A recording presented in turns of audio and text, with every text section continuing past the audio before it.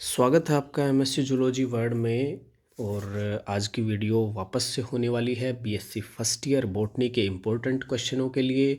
इससे रिगार्डिंग एक वीडियो आप पहले देख चुके हैं, पेपर फर्स्ट के लिए हमने वो वीडियो कंप्लीट डाली थी और उसमें कंप्लीट वीडियो में आप 1 से लेकर के 4 यूनिट के इम्पोर्टेंट क्वेश्चन देख चुके हैं।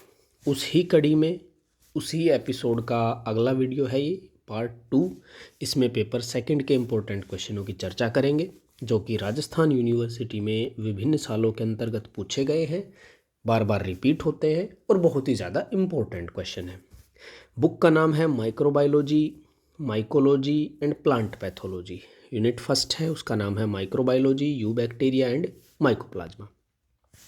इसमें सबसे महत्वपूर्ण क्वेश्चन है जीवाणुओं में जनन का वर्णन कीजिए। जनन कैसे होता है? 2012, 9, 13, 14, 17, 18 क्वेश्चन अल्टरनेट ईयर पे भी पूछा गया है, क्वेश्चन कंटिन्यू पूछा गया है, तो इसलिए ये बहुत ही इम्पोर्टेंट क्वेश्चन हो जाता है।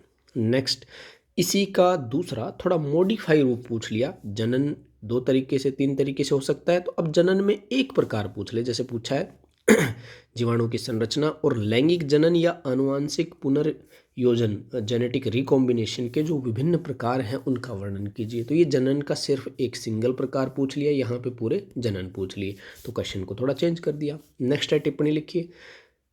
जीवाणुओं में कसाबी का विन्यास, जीवाणुओं की कोशिका परासंरचना, आवास, बाह्य संरचना, आर्थिक महत्व, पोषण के प्रकार और माइकोप्लाज्मा, इन पर संक्षिप्त टिप्पणी पूछी गई है, तो ये भी आप पढ़ लीजिए। यूनिट सेकंड है virus, fungi and plant disease. इसमें देखते हैं क्या क्या इंपॉर्टेंट है। देखिए, इसमें पहला क्वेश्चन जो है वो 2 तरीके से पूछा जाता है। पहला क्वेश्चन है टीएमवी की संरचना बताइए या बैक्टीरियोफेज की संरचना पर टिप्पणी लिखिए। दूसरा क्वेश्चन है टीएमवी को पादप विषाणु भी कहते हैं, तो दूसरा क्वेश्चन यहाँ से हो सकता है कि किसी एक पादप विषाणु की संरचना का वर्णन कीजिए। बैक्टीरियोफेज जंतु विषाणु है, तो क्वेश्चन हो सकता है जंतु विषाणु की संरचना पर टिप्पणी कीजिए, तो ये भी क्वेश्चन। तो पादप और जंतु विषाणु या टीएमवी व बैक्टीरियोफेज की संरचना पर टिप्पणी, ये दोनों तरीके से ये क्वेश्चन ध्यान में रखें। दूसरा है फंगी में थैलस ऑर्गेनाइजेशन एवं सेक्सुअल रिप्रोडक्शन विधियों का उदाहरण सहित वर्णन कीजिए, ये एक बार पूछा गया है। नेक्स्ट है रोग लक्षण, कि कोई भी जो रोग होता है तो उसके लक्षण से क्या तात्पर्य है उसको परिभाषित करो, और विभिन्न रोग कारकों से, जैसे फंगी हो गया, वायरस हो गया, इनसे जो रोग होते हैं उनमें बेसिकली पादप में कौन कौन से लक्षण उत्पन्न होते हैं उनका वर्णन कीजिए, ये एक इम्पोर्टेंट क्वेश्चन है। कवकों के आर्थिक एवं जैविक महत्व पर निबंध, बहुत इंपॉर्टेंट क्वेश्चन है, 4 बार पूछा गया है। नेक्स्ट है एलेक्सोपोलस द्वारा दिए गए कवकों का वर्गीकरण की रूपरेखा, तो क्वेश्चन थोड़ा कम इंपॉर्टेंट है बट वर्गीकरण भी पूछा गया है, 2 बार आया हुआ क्वेश्चन है।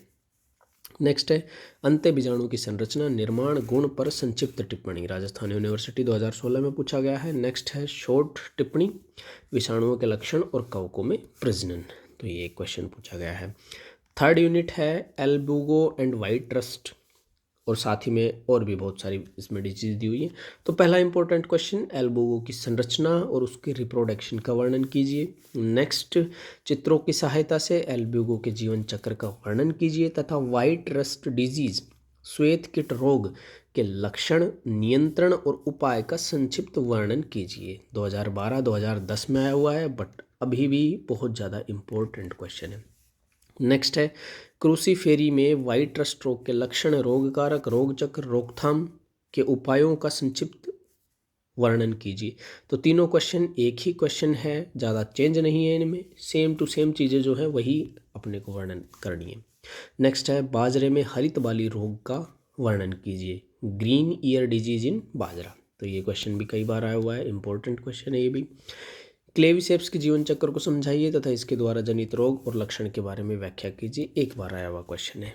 नेक्स्ट है एस्परजिलस के जीवन चक्र यानी कि लैंगिक और अलैंगिक जनन की का वर्णन कीजिए, 2009, 13, 15 और 16 में पूछा गया क्वेश्चन है।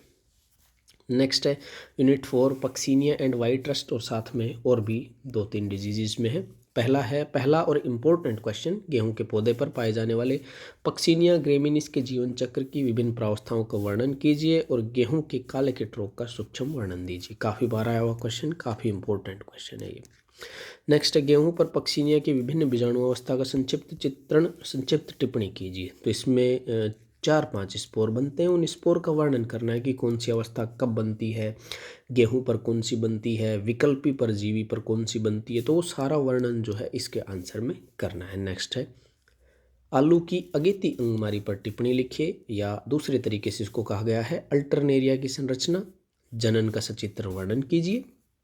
साथ ही में आलू की अगेती अंगमारी रोग के लक्षण और नियंत्रण के उपाय लिखिए। तो अर्ली ब्लाइट ऑफ पोटैटो जो डिजीज़ है, ये भी आपकी काफ़ी इंपॉर्टेंट डिजीज़ है, इसको भी आप याद रखेंगे। नेक्स्ट है, चित्र की सहायता से अस्टिलेगो के जीवन चक्र या जनन का वर्णन कीजिए।